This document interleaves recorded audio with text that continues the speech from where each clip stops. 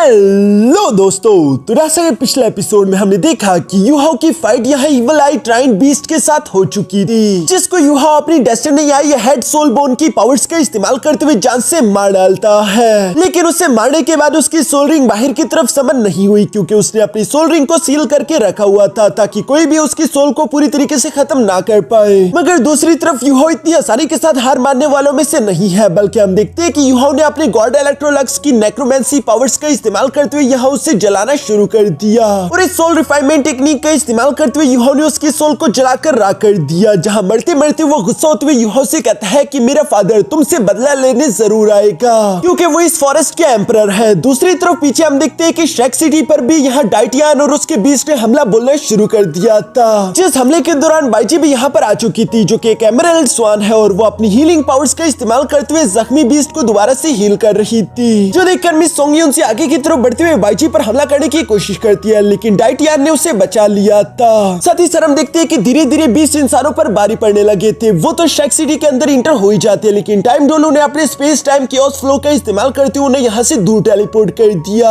जो बात डाइटियन को तो बिल्कुल भी अच्छी नहीं लगती। उसने मास्टर स्वान को तो हरा दिया था, और इससे पहले कि वो आगे बढ़कर यहाँ बाकी के एल्डर्स पर भी हमला कर पाता, तभी अचानक एक एनर्जी प्रेशर उसे पीछे की तरफ धकेल देता है। जो एनर्जी प्रेशर किसी और का नहीं बल्कि एल्डर मू का था।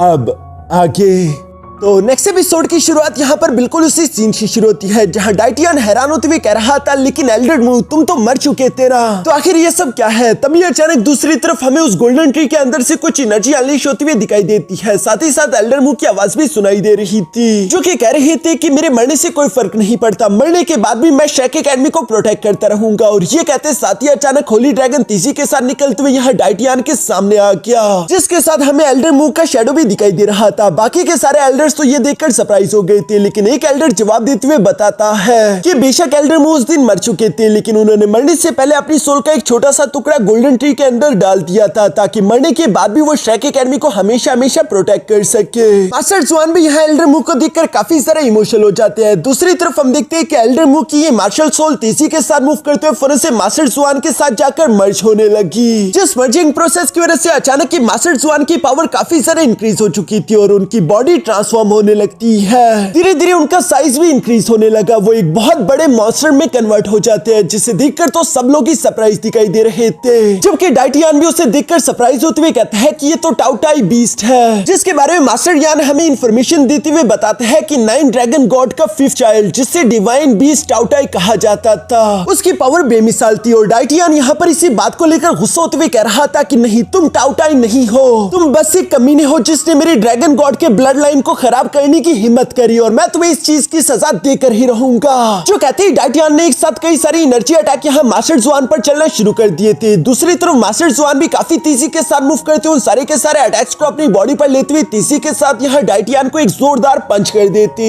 हैं, जिस पंच के प्रेशर से चारों तरफ धुआं धुआं हो गया। इस धुएं के हटते ही हम देखते हैं कि डाइटियन तेजी के साथ मूव करते हुए यहाँ अपने पंजे से मास्टर जुआन पर हमला करने की कोशिश करने लगा, मगर उसके अटैक को मास्टर जुआन काफी आसानी के साथ डॉज कर लेते हैं। साथ ही साथ मास्टर जुआन ने डाइटियन को पूंछ से पकड़कर दे दनादन जमीन पर मारना शुरू कर दिया, और वो उसे गोल गोल घुमाते हुए तेजी से दूर फेंक देता है, जिस टकराव की वजह से पूरी की पूरी श्रेक सिटी तक हिल चुकी थी। दूसरी तरफ डाइटियन को भी बहुत ही ज्यादा गुस्सा आ चुका था, और वो रेज के साथ बहुत ही खतरनाक एनर्जी अनलीश करता है, जिस एनर्जी से डाइटियन ने हवा में एक बड़ी सी फॉर्मेशन क्रिएट कर दी थी। इस फॉर्मेशन को 1000 फायर ड्रैगन्स के नाम से जाना जाता है, क्योंकि इस फॉर्मेशन की मदद से यहाँ डाइटियन कई सारे ड्रैगन में खुद को ट्रांसफॉर्म कर चुका था, जिस टेक्निक की पावर काफी ज्यादा खतरनाक थी। मास्टर जुआन भी ये देखकर घबराते हुए कहता है कि डाइटियन ऑलरेडी गॉड लेवल के बहुत ही ज्यादा करीब है। अगर डाइटियन की ये टेक्निक कंप्लीट हो गई तो मेरा उसके सामने टिकना मुश्किल हो जाएगा। इसलिए हम देखते हैं कि मास्टर जुआन ने फौरन से अपनी devouring star and sky technique को एक्टिवेट कर लिया, जिस टेक्निक के दौरान हम देखते हैं कि स्पेस में एक बहुत बड़ा ब्लैक होल क्रिएट हो जाता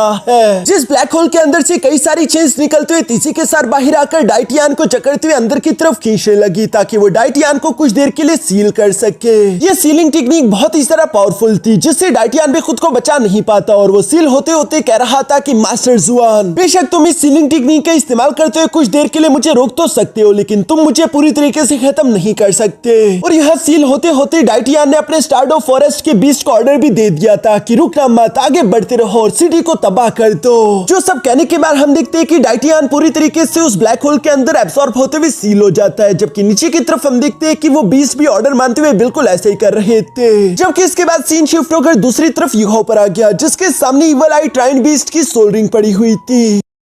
मगर इससे पहले कि यूहा उस सोल रिंग को एब्सॉर्ब कर पाता, तभी अचानक हमें वहां उस फॉरेस्ट में किसी की आवाज सुनाई दी, जो कि ऊंची आवाज में चिल्लाते हुए कह रहा था कि कौन है वो जिसने मेरे बेटे को जान से मार डाला। ये आवाज इवल एम्परर की थी, जिसे सुनकर तो यूहा और टियानमिंग दोनों ही घबरा चुके थे। यूहा जानते रहा कि मेरे पास इतना सारा समय नहीं कि मैं इस सोल रिंग को एब्सॉर्ब कर सकूं, इसलिए इस सोल रिंग को गायब होने से बचाने के लिए यूहा ने फौरन से मास्टर जीवन के बनाए हुए सोल रिंग स्टोरेज बुक को बाहर निकाल लिया, जो कि यहाँ इस सोल रिंग को अपने अंदर स्टोर कर लेता है। जो देखकर तो टियानमिंग भी काफी ज्यादा इंप्रेस हो गया था और वो यूहो से कहता है कि ये सोल रिंग स्टोरेज बुक तो कमाल की है। मगर यहाँ ज्यादा बातें करने के टाइम नहीं था, क्योंकि दूसरी तरफ इवल एम्परर लगातार गुस्से में फौरन से अपनी इवल आई ग्लेज टेक्निक को एक्टिवेट करके फॉरेस्ट में तबाही मचाना शुरू कर चुका, जिस तबाही से बचने के लिए यूहो फौरन से टियानमिंग की बॉडी पर सवार हो जाता है और ये दोनों तेजी से वहां से दूर जाने लगे। जबकि साथ ही साथ यूहो अपने मन में कह रहा था कि इसका मतलब कि इवल एम्परर ने अपने बेटे की सोल रिंग को महसूस कर लिया और वो मुझ पर हमला करने के लिए आ रहा है, हमें जल्द से जल्द इस फॉरेस्ट से निकलना होगा।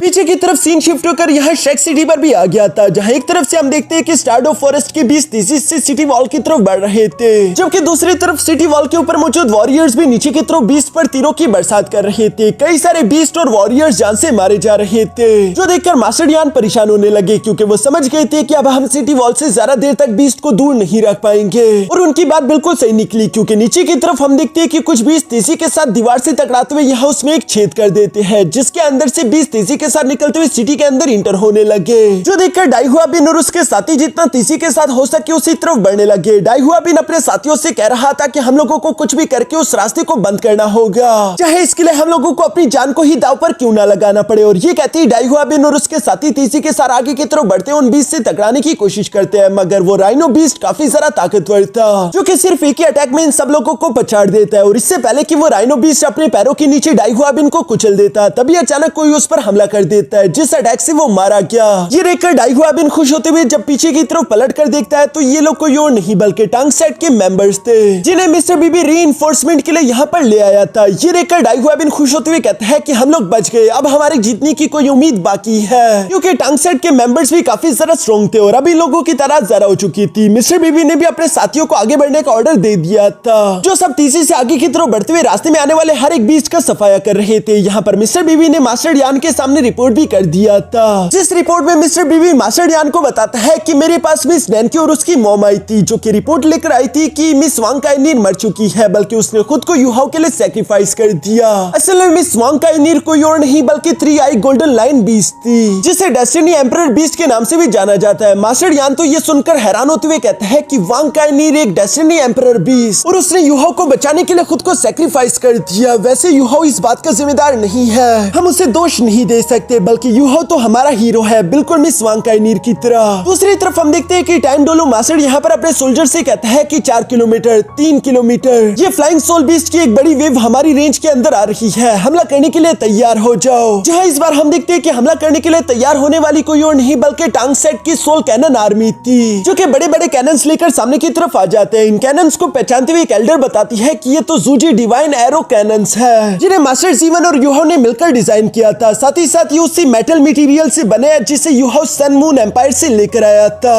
तभी अचानक यहाँ पर मास्टर जीवन भी आ जाते हैं, जो कि कह रहे थे कि सारे के सारे जूजी डिवाइन क्रॉसबो कैनन्स को रेडी करो। ये सुनकर सोल्जर्स बिल्कुल ऐसे ही करते हैं। इसके बाद मास्टर जीवन कहते हैं कि हम कोऑर्डिनेटेड अटैक एक साथ चलेंगे, जिनकी एनर्जी को एक साथ कंबाइन करने का मास्टर जीवन ने ऑर्डर दे दिया था। और हम देखते हैं कि सारे के सारे कैनन्स को एक्टिवेट करके उनकी एनर्जी को एक जगह पर इकट्ठा करने लगे, जिस वजह से इन कैनन्स ने मिलकर एक बहुत ही ज्यादा खतरनाक एरे क्रिएट कर दिया था और उसी एरे का इस्तेमाल करते हुए फरसी सामने की तरफ मौजूद फ्लाइंग सोल बीस्ट पर हमला करने लगते हैं। जिस सिर्फ एक ही लेजर अटैक से हम देखते हैं कि कई सारे बीस्ट चुटकियों में जान से मारे गए, लेकिन दूसरी तरफ मास्टर जीवन रुकता नहीं बल्कि वो कहता है कि फायर पावर को और ज्यादा इंक्रीज करो और इन सोल बीस्ट को क्लीन वाइप कर दो। जो सुनकर वहां पर मौजूद सोल्जर्स बिल्कुल ऐसे ही करते हैं। वो यहाँ इस लेजर बीम की एनर्जी को ज्यादा इनहेंस करते हुए सारे के सारे बीस्ट पर चलाने लगे। इवन कि जब 6 wing dark golden tiger beast attack से टकराया तो वो मौके पे ही जान से मारा गया, जो देखकर तो मिस सोंग युन सी और बाकी के सब लोग पूरी तरीके से शॉक हो गए थे। उन्हें अपनी आंखों पर यकीन नहीं आ रहा था कि ये सोल गाइडेंस कैनन इतने ज्यादा स्ट्रॉन्ग है कि इन्होंने सिर्फ एक ही अटैक में 1 लाख साल पुराने सोल बीस्ट को जान से मार डाला। दूसरी तरफ हम देखते हैं कि मास्टर जीवन लगातार अपने सोल्जर्स को ऑर्डर देते हुए कह रहे थे कि फुल फ्लैज अटैक जारी रखो, रुकना मत। और साथ ही साथ मास्टर जीवन ने अपने बाकी के प्लटून को ऑर्डर दे दिया था कि जितने भी सोल रिंग्स हवा में समन हुए हैं फौरन से जाकर सोल रिंग स्टोरेज बुक के अंदर उन्हें स्टोर कर लो। जो सुनकर उनके वॉरियर्स बिल्कुल ऐसे करते हैं, जबकि मास्टर जीवन खुद भी तेजी के साथ आगे की तरफ बढ़ते हुए यहाँ पर अपने सोल रिंग स्टोरेज बुक का इस्तेमाल करते हुए 1 लाख साल पुराने सोल रिंग को भी स्टोर कर चुके। अब ये जंग हम देखते हैं किसी तरह कुछ देर चलती रही। अचानक से हम देखते हैं कि मास्टर जीवन ने अपने सोल्जर्स को रुकने का ऑर्डर दे दिया था, जबकि टाइम डोलू मास्टर भी हैरानगी के साथ देखते हुए कहते हैं कि क्या बीस्ट ने हार मान ली, क्योंकि वो धीरे धीरे करके पीछे की तरफ हट रहे थे। लेकिन मिस सोंग युन सी अपने साथियों से कहती है कि खुद के गार्ड को डाउन मत करो, अभी भी इनके ट्रम्प कार्ड्स बाकी है। मुझे नहीं लगता कि ये लोग इतनी आसानी के साथ हार मानेंगे। मुझे लगता है कि ये लोग सही मौके का इंतजार कर रहे हैं। वैसे भी हम नहीं जानते कि मास्टर जुआन आखिर और कितनी देर तक डाइटियान को सील करके रख पाएगा। मिस यान लीनियर भी यहाँ पर अपनी मॉम की बातें सुनकर जवाब देते हुए कहती है कि आप बिल्कुल सही कह रही हो। वैसे भी स्टारडो फॉरेस्ट के पास 10 फियर्स बीस्ट है, जिनमें से सिर्फ डाइटियान और बाइजी ही यहाँ पर आए हैं। बाकी के फियर्स बीस्ट अभी भी मिसिंग है। कहीं ऐसा तो नहीं कि वो कोई प्लानिंग कर रहे हैं। यहाँ पर मिस यान लीनियर अभी ये सब कह ही रही थी, तभी अचानक मिस सोंग युन सी को किसी की आवाज सुनाई थी, जिस आवाज को शायद वो पहचानती थी। और इसे सुनते ही वो घबराकर फौरन से हवा में फ्लोट करते हुए दूर की तरफ देखने लगी, जहाँ पर इन लोगों को सामने की तरफ बियर किंग देखने को मिलता है, जो कि टॉप 10 फियर्स बीस्ट में से 6th रैंकिंग पर आता है। इसके पास 4,70,000 साल की कल्टीवेशन थी और ये बहुत ही जरा गुस्से वाला और खतरनाक था। इसके फाइटिंग स्टाइल के सामने कोई भी नहीं टिक सकता। इसलिए यहाँ पर मिस सोंग युन सी और मिस यान लीनियर परेशान होने लगी थी। लेकिन सिर्फ ये नहीं बल्कि दूसरी तरफ इस गेट की तरफ भी इन लोगों को एक फियर्स बीस्ट देखने को मिलता है, जिसका रैंक नंबर 8 था। इस बीस्ट को 3 हेडेड रेड डेविल डॉग के नाम से जाना जाता है, जिसके पास 3 लाख साल की कल्टीवेशन है। यहाँ जब ये लोग इस बात को लेकर परेशान हो रहे थे तभी अचानक नॉर्थ सिटी वॉल से भी एक एल्डर ने रिपोर्ट किया, जो कि बताती है कि नॉर्थ सिटी वॉल की तरफ भी एक फियर्स बीस्ट आ रहा है, जिसका रैंक नंबर 5 है। ये डेविल ट्री बीस्ट है, जिसे किंग ऑफ 10,000 डीमन के नाम से भी जाना जाता है। ये सब देखकर मिस सोंग युन सी बताती है कि यहाँ पर डाइटियान और बाइची के साथ मिलकर अब टोटल 5 फियर्स बीस्ट आ चुके हैं। लगता है कि ये लोग हम पर हर तरफ से हमला करते हुए एक साथ ही हम लोगों को हरा देना चाहते हैं। अब हम लोगों को फुल अटैक के लिए तैयार होना होगा। इसलिए यान शाओजो, तुम इस साउथर्न गेट की तरफ जाते हो उसे प्रोटेक्ट करना है, ये तुम्हारी जिम्मेदारी होगी, जबकि मैं नॉर्थ सिटी वॉल को प्रोटेक्ट करने का काम करूंगी। जबकि मास्टर लिन और काई, तुम दोनों को मिलकर ईस्टर्न सिटी गेट को प्रोटेक्ट करना है और वेस्टर्न गेट को प्रोटेक्ट करने की जिम्मेदारी जियान लीनियर और कियान डाओ तुम दोनों की होगी। यहाँ पर मिस सोंग युन सी की ये सारी बातें सुनकर सब लोग अपनी अपनी पोजीशन को संभालते हुए अपनी अपनी सिटी गेट पर पहुंच गए थे, जिसके साथ ही हम देखते हैं कि सेकंड लेयर की जंग का आगाज हो गया। टाइम डोलो मास्टर यहाँ पर अपने सोल्जर से कह रहा था कि हमारे पीछे यहाँ पर लाखों करोड़ों के हिसाब से सिविलियंस मौजूद है, इसलिए आज के दिन चाहे हमारी जान ही क्यों ना चली जाए, लेकिन हमें इन सिटी वॉल्स को हर हाल में प्रोटेक्ट करना होगा ताकि कोई भी सोल बीस्ट इससे आगे ना बढ़ पाए। जिसके साथ ही हम देखते हैं कि शेक एकेडमी के जितने भी डिसाइपल और सोल्जर्स थे सब लोगों ने अपनी पूरी जान लगाना शुरू कर दिया। बेशक ये काम करना काफी ज्यादा डिफिकल्ट था, लेकिन ये लोग एक दूसरे का साथ देते हुए जीतने की अपनी पूरी कोशिश कर रहे थे। दूसरी तरफ हम देखते हैं कि वेस्टर्न सिटी गेट पर बियर किंग से लड़ने के लिए मिस यान लीनियर तेजी के साथ अपने स्फीयर को लेकर आगे की तरफ बढ़ते हुए फौरन बियर किंग के सामने आ गई। लेकिन बियर किंग भी काफी ज्यादा स्ट्रॉन्ग और तेज था, जो कि लगातार अपने पंजों का इस्तेमाल करते हुए मिस यान लीनियर को हिट करने की कोशिश करता है। मगर दूसरी तरफ मिस यान लीनियर उसके हमलों को डॉज करते हुए पीछे की तरफ आकर कहती है कि अब मुझे समझ आ गया कि बियर किंग आखिर टॉप 10 फियर्सिंग बीस्ट में से 6th रैंकिंग पर क्यों आता है, क्योंकि इसकी स्ट्रेंथ लाजवाब है। वैसे तो मैं एक सुपर डोलू मास्टर बन चुकी हूँ, लेकिन अगर ऑरा और पावर का हिसाब लगाया जाए तो ये मुझे ऑलरेडी सरपास कर चुका है। और मिस यान लीनियर की ये बात बिल्कुल सही थी, क्योंकि हम देखते हैं कि बियर किंग काफी तेजी के साथ आगे की तरफ बढ़ते मिस यान लीनियर पर अटैक कर रहा था। साथ ही साथ जब उसने खतरनाक एनर्जी प्रेशर यहाँ मिस यान लीनियर पर लगाना शुरू शुरू किया तो मिस यानलिनीर उस प्रेशर को बर्दाश्त नहीं कर पा रही थी। इसलिए हम देखते हैं कि मास्टर कियांडाओ ने फौरन से अपने space protection light soul guidance tool को एक्टिवेट करके मिस यानलिनीर को टेलीपोर्ट करते हुए ऊपर की तरफ हवा में भेज दिया, जहां से वो अपने स्पेयर का इस्तेमाल करते हुए बियर किंग पर दोबारा से हमला कर देती है। इस हमले की वजह से वहां पर एक बहुत बड़ा एनर्जी ब्लास्ट हो गया था, जो देखकर मास्टर कियांडाओ और मिस यानलिनीर दोनों ही खुश हो जाते। उन्हें लग रहा था कि शायद वो लोग कामयाब हुए, मगर जब धुआं हटा तो हमें देखने को मिलता है कि मिस यानलिनीर का स्पेयर यहाँ बियर किंग की बॉडी को पेनिट्रेट नहीं कर पाता, बल्कि उल्टा वो स्पेयर ही टूट गया। और इससे पहले कि बियर किंग यहाँ मिस यानलिनीर को इंजर्ड कर पाता, मास्टर कियांडाओ मिस यानलिनीर को बचाने के लिए तेजी से अपने गोल्डन ड्रैगन शील्ड को सामने की तरफ भेज देता है, जिसकी वजह से मिस यानलिनीर बुरी तरीके से इंजर्ड नहीं हुई और वो बच गई। साथ ही साथ मास्टर कियांडाओ ने अपने सोल गाइडेंस कैनन का इस्तेमाल करते हुए बियर किंग्स पर अटैक भी करना शुरू कर दिए थे, ताकि मिस यानलिनीर को संभलने का मौका मिल सके। जबकि मिस यानलिनीर अपने मन में हैरान होते हुए कह रही थी कि मैंने अपनी फुल स्ट्रेंथ का इस्तेमाल किया था, फिर भी मैं सिर्फ उसका एक खून का कतरा नहीं बहा पाई। लगता है कि मुझे कुछ और सोचना होगा। और ये कहती वो बियर किंग से टकराने के लिए फौरन से अपने मार्शल सोल फॉर्म को एक्टिवेट करना शुरू कर देती है। जैसे कि हम देखते हैं कि उसकी ड्रैगन मार्शल सोल तेजी के साथ बाहर की तरफ आते हुए एक आर्मर में ट्रांसफॉर्म हो गई और मिस यानलिनीर की ताकत इंक्रीज हो जाती है। मगर फिर भी हम देख पा रहे थे कि वो बियर किंग की स्ट्रेंथ का मुकाबला नहीं कर पा रही। बियर किंग धीरे धीरे करके मिस यानलिनीर पर भारी पड़ रहा था और इससे पहले कि वो यानलिनीर को इंजर्ड कर पाता, तभी अचानक कियांडाओ दोबारा से अपनी शील्ड लेकर मिस यानलिनीर के सामने आ गया। मास्टर कियांडाओ को यूं अचानक से मैदान में कूदता हुआ देखकर मिस यानलिनीर उससे कहती है कि कियांडाओ जरा संभल कर, जिस पर मास्टर कियांडाओ जवाब देते हुए कहता है कि मेरी फिक्र मत करो। तभी अचानक हम देखते हैं कि यहाँ मास्टर कियांडाओ और मिस यानलिनीर पर साइड से कुछ और छोटे बीस्ट ने अटैक करना शुरू कर दिया। जिन छोटे सोल बीस्ट को तो मारने के लिए मास्टर कियांडाओ और मिस यानलिनीर जरा सा भी समय नहीं लगाती और वो बिजली की तेजी के साथ इन सबको काट डालती है। साथ ही साथ हम देखते हैं कि यहाँ पर मास्टर कियांडाओ और मिस यानलिनीर दोनों ने मिलकर एक फ्यूजन स्किल क्रिएट किया, जिसे ब्लू फायर ड्रैगन हेड के नाम से जाना जाता है। मिस यानलिनीर यहाँ पर इस फ्यूजन स्किल को लेकर तेजी के साथ आगे की तरफ बढ़ते हुए बियर किंग से जाकर टकरा गई, मगर दूसरी तरफ हमें देखने को मिलता है कि बियर किंग अभी भी काफी सारा स्ट्रॉन्ग था। वो सिर्फ एक ही हाथ की स्ट्रेंथ का इस्तेमाल करते हुए मिस यानलिनीर की इस अटैक को ब्लॉक कर देता है। साथ ही साथ दूसरे क्लॉस से उसने इस अटैक को बीच में से ही काट दिया। इवन कि बियर किंग तो मिस यानलिनीर को जान से मारने के लिए उस पर अपने पंजे से हमला करने वाला था, लेकिन मास्टर कियांडाओ वक्त रहती बीच में आकर यहाँ मिस यानलिनीर को बचाते हुए तेजी के साथ उसे पीछे की तरफ ले आए, जो बात बियर किंग को बिल्कुल भी अच्छी नहीं लगती और वो गुस्सा होते हुए कहता है कि तुम बीच में बार बार टांग क्यों अड़ा रहे हो, लगता है कि तुम्हें मरने की कुछ जरा ही जल्दी है। जो कहती बियर किंग ने फौरन से क्लॉ अटैक तेजी से मास्टर कियांडाओ की तरफ चल दिया, जो अटैक काफी ज्यादा खतरनाक था, लेकिन मास्टर कियांडाओ मिस यानलिनीर को प्रोटेक्ट करना चाहते थे। इसलिए हम देखते हैं कि उन्होंने फौरन से अपने 7th सोल स्किल को एक्टिवेट कर दिया, जिसे ब्लैक ड्रैगन शील्ड कहते हैं, और इस शील्ड का इस्तेमाल करते हुए उस क्लॉ अटैक को ब्लॉक करना चाहते थे, जो कि वैसे तो नामुमकिन है। लेकिन मास्टर कियांडाओ के पास वैसे भी दूसरा कोई रास्ता नहीं था। वो अपनी लवर को बचाने के लिए किसी भी हद तक जाने के लिए तैयार है, यहाँ पर पूरी जान लगाने के बावजूद भी उनकी ये शील्ड इस अटैक के सामने टिक नहीं पाती और अचानक से वो शील्ड क्रैक हो गई, जिसकी वजह से वो अटैक सीधा मास्टर कियांडाओ की बॉडी से जाकर टकरा गया और वो उड़ते हुए पीछे की तरफ जा लगे, जो देखकर तो मिस यानलिनीर भी कियांडाओ का नाम चिल्लाती है। इससे पहले कि बियर किंग दोबारा से अपने क्लॉ अटैक सामने की तरफ चल पाता, तभी अचानक हम देखते हैं कि वहां पर मिस सोंग युनसी आ गई, जो कि इस बार के क्लॉ अटैक को ब्लॉक कर देती है। साथ ही साथ वो यहाँ पर मिस यानलिनीर से कहने लगी कि जाकर कियांडाओ को देखो और उसका ख्याल रखो,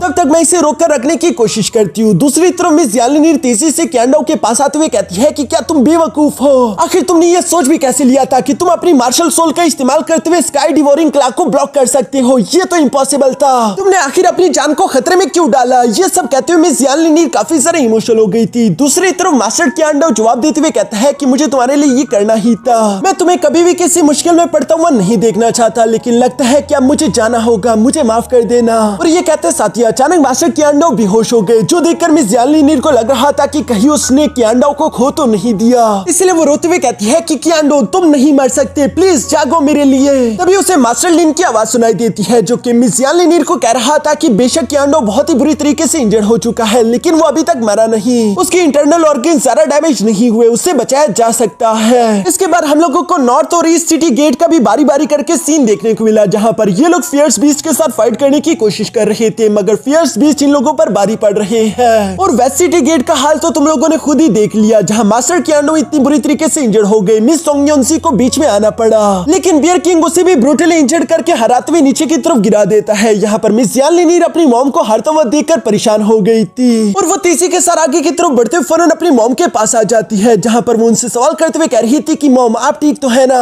मिस सोंग युन सी और कियांडो दोनों ही बुरी तरीके से इंजर्ड हो चुके हैं। मिस सोंग युन सी यहाँ पर अपनी बेटी से कह रही थी कि बियर किंग को कोई भी नहीं रोक सकता, उसे हराना लगभग नामुमकिन है। लगता है कि अब श्रेक एकेडमी को बचाने के लिए कोई नहीं बचा, शायद हम हार चुके हैं, यही हमारी किस्मत है। दूसरी तरफ हम देखते हैं कि डाइटियान भी सील से आजाद होने लगा था क्योंकि उस ब्लैक होल में क्रैक्स पड़ना शुरू हो गए थे। यहाँ पर चारों तरफ जब नाउमीदी के बादल छा गए थे और ऐसा लग रहा था कि अब कोई रास्ता नहीं बचा, तभी अचानक हम लोगों को वहाँ पर एक आर्मी के आने की आवाज सुनाई देती है, जिस आर्मी की आवाज ने सब लोगों का ध्यान अपनी तरफ खींच लिया। मिस जियान लिनीर को देखकर लग रहा था कि शायद ये दुश्मनों की रीइंफोर्समेंट यहाँ पर आ चुकी, मगर ये तो अनडेड सोल्जर्स लग रहे थे। ऐसा लग रहा था जैसे कि ये होली स्पिरिट चर्च के वॉरियर्स हो, इसलिए वो लोग हैरान होते हुए कह रहे थे कि भला होली स्पिरिट चर्च आखिर सोल बीस्ट की मदद क्यों कर रहा होगा। मिस सोंग युन सी भी कह रही थी कि सोल बीस्ट तो हमारे श्रेक एकेडमी से भी ज्यादा नफरत होली स्पिरिट चर्च से करते हैं, ये होली स्पिरिट चर्च के वॉरियर्स तो नहीं हो सकते। दूसरी तरफ हम लोगों को अनडेड की एक बहुत बड़ी आर्मी देखने को मिली जो कि पूरी तरीके से लड़ने के लिए तैयार हो चुकी है और ये आर्मी आप लोग अच्छे से जानते हो कि गॉड इलेक्ट्रोलक्स के स्पेक्ट्रल अनडेड रेल्म से निकलकर बाहर आई है, जिनका लीडर कोई और नहीं बल्कि यू हाओ है। और इसी के साथ हमारा ये एपिसोड यहीं पर खत्म हो गया।